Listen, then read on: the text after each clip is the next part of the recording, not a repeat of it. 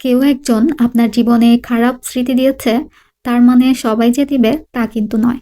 আজকে যে বিষয় নিয়ে আপনি কষ্ট পাচ্ছেন, আপনার খারাপ লাগছে, ঠিক ১ বছর পর মিলিয়ে দেখবেন এটা আর ম্যাটারই করে না। আসসালামু আলাইকুম সবাইকে, আশা করছি সবাই অনেক ভালো আছেন।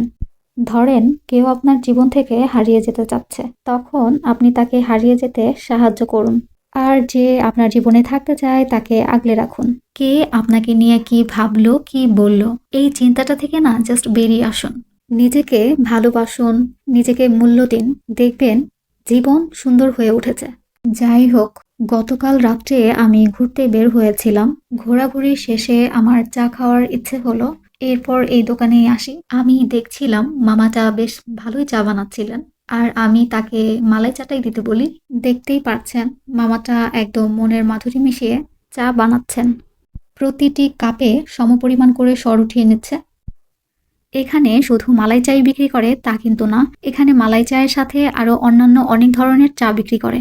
বাট আমি মালাই চাটাই প্রেফার করি।